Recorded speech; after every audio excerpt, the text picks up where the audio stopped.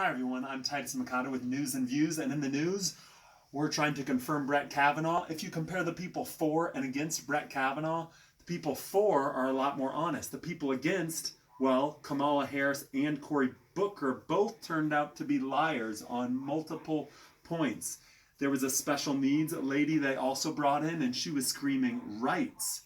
Well, of course you have rights, but the little American citizens inside you also has rights. Just like in the Bible it says, thou art with fetus, Mary. Oh, no, it says thou art with child. The children inside us are still American citizen. They have rights as well. They brought in 2 children as well that were screaming pre-existing conditions. Well, first of all, should the government even be in control of healthcare? That would be stealing. Pre-existing conditions, that would be like Geico Insurance coming up and saying, my car is completely wrecked. Can I have insurance now that my car is wrecked? It's a pre-existing condition, but the federal government does it. Pre-existing conditions is no longer health insurance. It is a lie, and it's stealing. And they brought in a Christian as well, and she used the verse in John, I want life and life more abundantly. Well, listen, little lady, if your mom said, I want life and life more abundantly, so I'm going to abort you, this person speaking, she wouldn't be alive. Yes, you can have more abundant life, but what about the fetus? And by the way, fetus actually means unborn child. So these are either liars or deceivers, everyone against it, even though yet they may be very good people. How about the people for Brett Kavanaugh?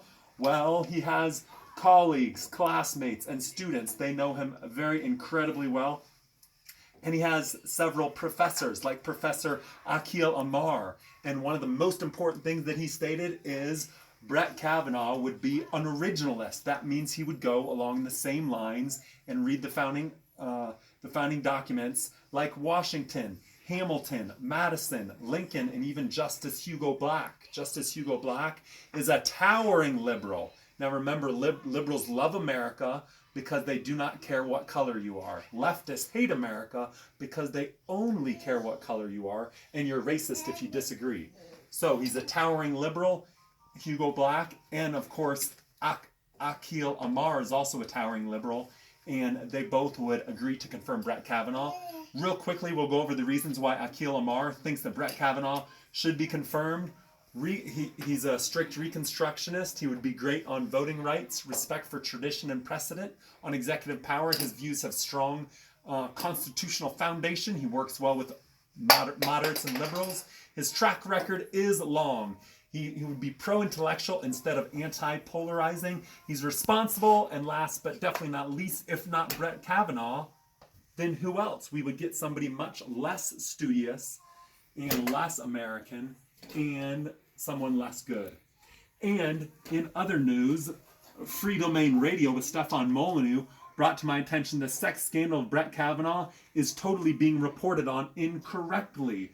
You can go to Freedom Radio with Stefan Molyneux to find out the full story, but we'll just cover real fast the top 3 points.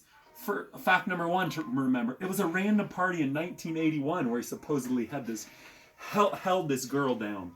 Number 2, the accuser remembers everything crystal clear, and she brought it up just days before his confirmation. But there were 2 other people in the room, obviously Brett Kavanaugh and his friend, who's ironically, his name is Judge. They do not know what she's talking about. They don't remember any of that. And the 3rd point I'll bring up is the accuser's family, this liar, I think, or accuser's family. Ironically, she was evicted by Brett Kavanaugh's family. Is that a coincidence, or is she holding a grudge? I'll let you decide when you check out Freedom Radio with Stefan Molyneux. I'm Titus Mikado, that's News and Views.